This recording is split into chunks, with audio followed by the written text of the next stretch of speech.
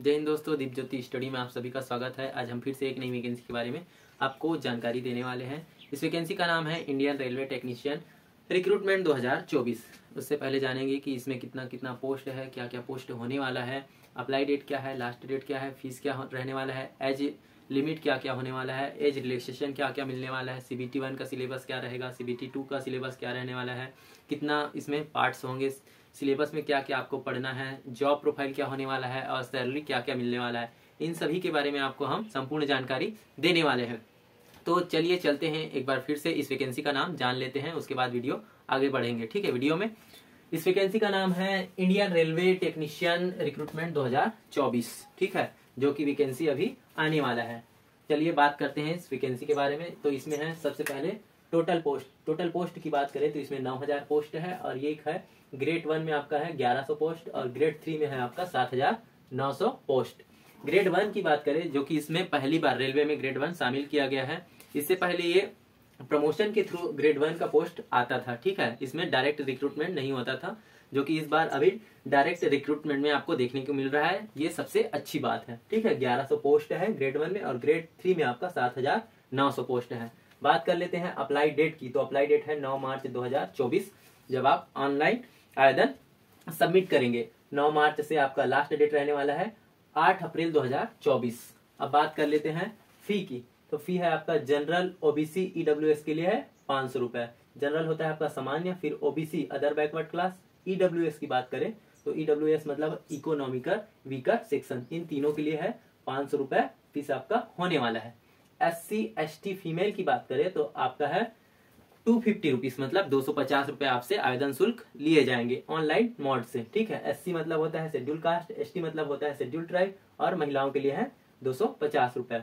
अब बात कर लेते हैं एग्जाम डेट की। तो एग्जाम डेट है आपका अक्टूबर दिसंबर 2024, मतलब इस साल के लास्ट मंथ में आपका एग्जाम होने वाला है। ठीक है, एज लिमिट एस ऑन, मतलब आपका एज कब से काउंट किया जाएगा, तो 1 जुलाई 2024 से आपका एज काउंट होने वाला है। मतलब 1/7/2024 से आपका एज काउंट होगा। ठीक है, साल में 2 बार एज काउंट होता है, एक तो 1 जनवरी से और दूसरा है 1 जुलाई से।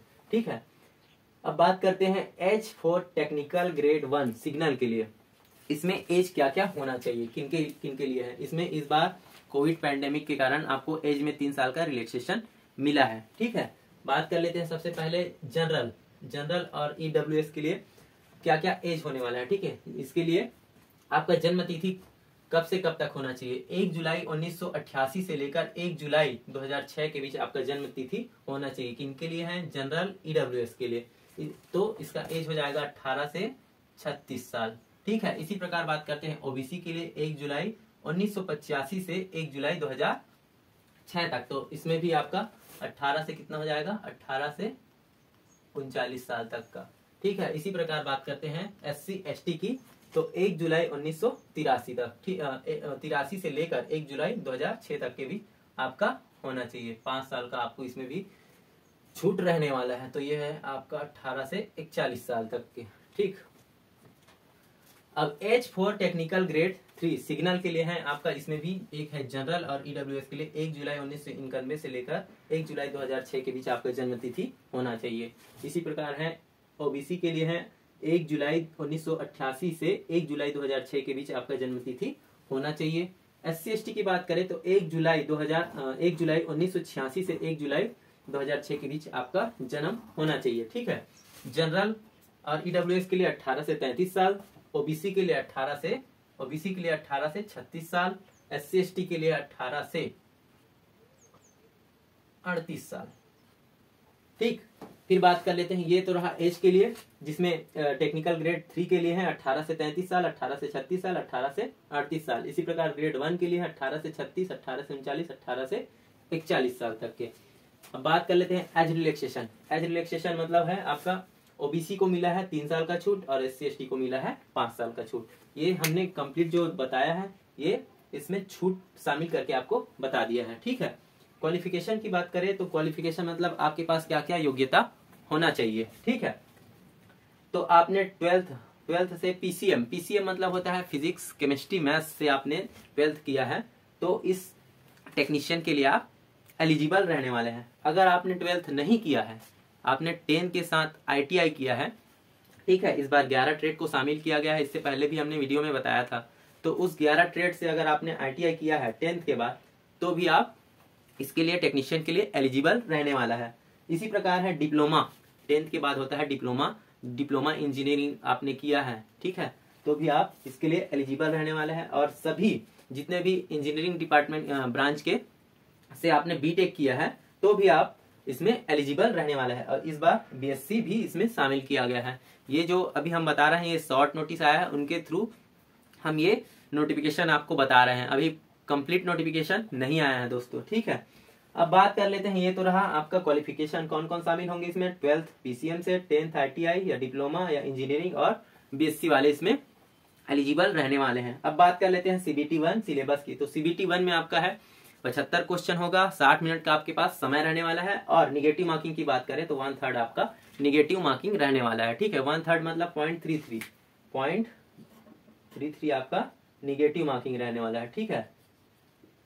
अब बात कर लेते हैं इसमें कौन कौन से 75 क्वेश्चन होंगे।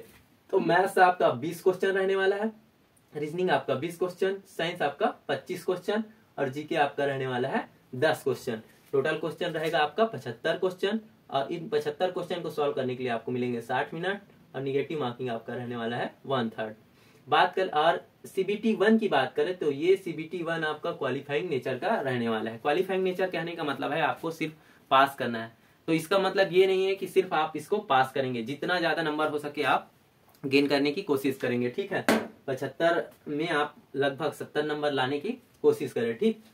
अब बात कर लेते हैं CBT 2 में किनको किनको मौका मिलेगा। तो CBT 2 में आपका 15 गुना कैंडिडेट को इसमें शामिल किया जाएगा। जैसे टोटल पोस्ट है आपका 9000, और 15 गुना कैंडिडेट को CBT 2 के लिए आपको क्वालिफाइंग करेंगे, ठीक है। तो 15 गुणित 9 135, तो 1,35,000 बच्चों को CBT 2 के लिए शामिल करने वाले हैं। और इसमें पोस्ट की बात करें, कितना पोस्ट इसमें अप्लाई हो सकता है, तो कम से कम 40 लाख बच्चे इसमें अभी फॉर्म अप्लाई करेंगे, ठीक है।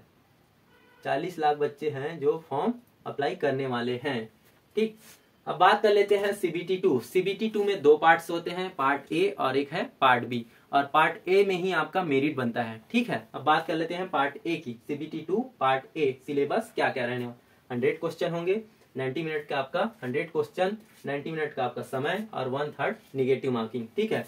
100 क्वेश्चन रहेंगे, 90 मिनट आपको मिलेंगे, 1/3 आपका निगेटिव मार्किंग। अगर आप एक क्वेश्चन गलत करेंगे तो आपका 0.33 नंबर माइनस मार्किंग होगा। फिर बात कर लेते हैं मैथ्स आपका 25 क्वेश्चन रहने वाला है, रीजनिंग आपका 25 क्वेश्चन रहने वाला है। साइंस एंड इंजीनियरिंग में सबसे ज्यादा वेटेज यहीं का रहने वाला है, जो कि 50 क्वेश्चन यहाँ से पूछे जाएंगे। टोटल क्वेश्चन होगा 100 क्वेश्चन, 90 मिनट, 1/3 निगेटिव मार्किंग, ठीक है। सबसे ज्यादा होगा यहाँ से साइंस और इंजीनियरिंग से आपके क्वेश्चन होंगे, ठीक है। अब इसी में जब पार्ट 1 आपका कंप्लीट होगा, फिर आपका पार्ट 2 स्टार्ट हो जाएगा। पार्ट B में आपका रहने वाला है 75 क्वेश्चन, 60 मिनट का समय, 1/3 निगेटिव मार्किंग, ठीक। जिसमें से ये जो 75 क्वेश्चन होंगे वो जैसे ट्रेड से रिलेटेड क्वेश्चन होंगे। अगर आपने ITI किया है, जैसे डीजल मैकेनिक से किया है, तो डीजल मैकेनिक के रिलेटेड क्वेश्चन आपसे पूछे जाएंगे। आपने मैकेनिकल से अगर डिप्लोमा किया है, या मैकेनिकल से आपने इंजीनियरिंग किया है, तो आपसे ट्रेड रिलेटेड क्वेश्चन आपके आने वाले हैं, ठीक है। और ये जो ट्रेड रिलेटेड क्वेश्चन जो आएंगे वो क्या रहने वाला है, क्वालिफाइंग नेचर। आपको केवल और केवल पास करना है, यहाँ से कोई मेरिट आपका नहीं बनेगा।